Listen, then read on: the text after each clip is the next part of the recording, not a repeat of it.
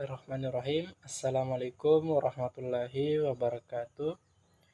Baik, di sini saya akan membahas terkait perilaku dan sosial budaya yang membantu terjadinya masalah gizi dan kesehatan.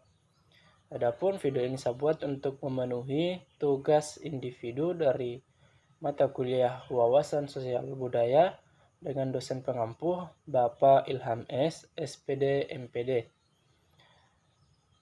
Baik, langsung saja kita masuk ke dalam materinya. Faktor perilaku dan sosial budaya sangat berpengaruh terhadap terjadinya masalah gizi. Perilaku negatif berupa pantangan makanan tertentu masih kita jumpai di beberapa daerah, terutama daerah yang minim akan informasi.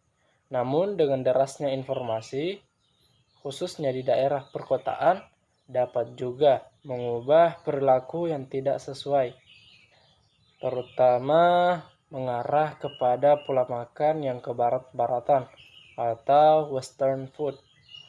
Hal ini juga dapat menimbulkan masalah yang baru, yaitu kecenderungan munculnya berbagai penyakit degeneratif seperti penyakit jantung, hipertensi, dan diabetes mellitus. Menurut para ahli, perilaku adalah kegiatan-kegiatan manusia atau makhluk hidup lainnya yang dapat dilihat secara langsung, dan ataupun untuk melihatnya diperlukan bantuan peralatan atau teknologi khusus. Sosial budaya merupakan salah satu faktor yang berpengaruh terhadap terjadinya masalah gizi karena dapat menimbulkan perilaku negatif terhadap kebiasaan makan. Adapun faktor yang memengaruhi perilaku makan ada dua faktor untuk secara umumnya, yakni dari faktor budaya dan yang kedua faktor fisik. Faktor budaya terdiri dari 4 aspek. Yang pertama, status sosial. Yang kedua, makanan khusus. Yang ketiga, perayaan. Dan yang keempat, etika. Dan faktor fisik ada produksi, penyimpanan, pengawetan, distribusi, dan pengolahan bahan makanan. Kita masuk di faktor budaya, status sosial. Biasanya semakin tinggi status sosial seseorang, maka akan semakin banyak pula jenis makanannya atau semakin beragam, karena dia lebih mudah mendapatkan makanan. Yang kedua, makanan khusus. Pada daerah tertentu memiliki ciri khusus untuk mengonsumsi dan mengolah makanan. Yang ketiga, perayaan. Pada suatu daerah pasti memiliki makanan yang biasanya hanya ada pada suatu perayaan tertentu. Yang keempat, etika. Pada suatu kebudayaan memiliki kepercayaan mengenai makanan yang bisa dikonsumsi ataupun tidak dapat dikonsumsi. Yang kedua, faktor fisik. Umumnya, faktor fisik ini berkaitan dengan ketersediaan makanan, mulai dari produksi, penyimpanan, cara pengawetan, distribusi, dan cara pengolahan bahan makanan.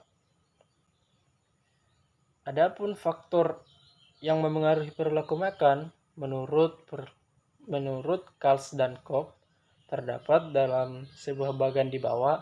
Di samping terdapat dua faktor. Yang pertama, faktor yang memengaruhi rasa lapar dan gizi kurang, dan yang kedua, faktor yang memengaruhi wawasan tindakan yang tepat. Untuk faktor yang memengaruhi rasa lapar dan gizi kurang terdiri dari beberapa aspek. Yang pertama, umur, jenis kelamin, suku atau golongan etnik. Yang kedua, pendidikan, pekerjaan, pendapatan, dan tempat tinggal, serta ketersediaan informasi, di mana hal ini berkaitan erat dengan biaya. Yang ketiga, wawasan terhadap ancaman rasa lapar dan gizi kurang. Di mana wawasan terhadap ancaman rasa lapar dan gizi kurang ini ada beberapa aspek yang mendukung, seperti pentingnya pangan dan gizi kurang, wawasan terhadap pengaruh emosi, dan wawasan terhadap kesungguhan. Faktor yang kedua, faktor yang memengaruhi wawasan atau tindakan yang tepat. Yang pertama, pengalaman menerima pelayanan gizi atau kesehatan atau KB masa lalu. Yang kedua, wawasan keberhasilan tindakan. Dan yang ketiga, wawasan terhadap arti atau nilai tindakan.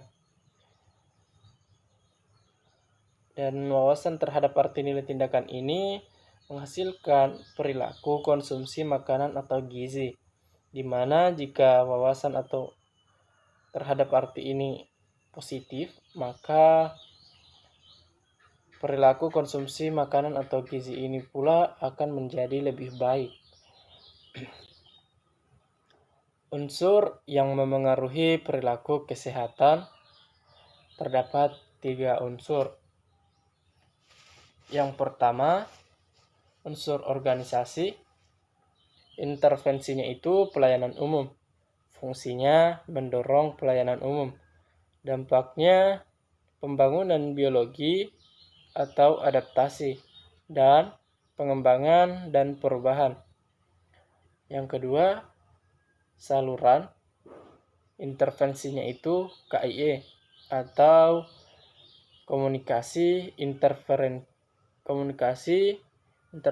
dan edukasi. Fungsinya itu meningkatkan perilaku. Dampaknya pengembangan dan perubahan. Yang ketiga, lingkungan kebijakan. Intervensinya itu peraturan dan ketentuan. Fungsinya melindungi dan memperkuat peraturan. Dampaknya pengembangan lingkungan yang kondusif, di mana ketiga unsur ini mengacu kepada satu hal, yakni status gizi atau kesehatan yang lebih optimal.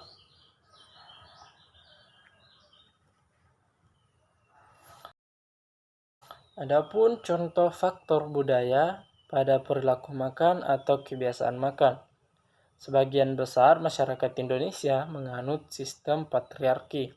Dengan sistem ini, garis keturunan diambil dari ayah atau laki-laki.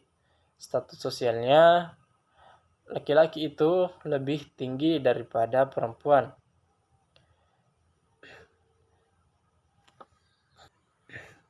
Dan laki-laki itu sebagai pemegang kekuasaan utama dan mendominasi dalam peran kepemimpinan, politik, otoritas moral, hak sosial, dan penguasaan properti. Dalam domain keluarga, yang disebut ayah memiliki otoritas terhadap para anak-anak dan harta, di mana kondisi budaya seperti ini turut berkontribusi pada kondisi gizi anak dan ibu-ibu hamil. Mungkin sekian yang dapat saya sampaikan. Kurang lebihnya mohon dimaafkan. Wassalamualaikum warahmatullahi wabarakatuh.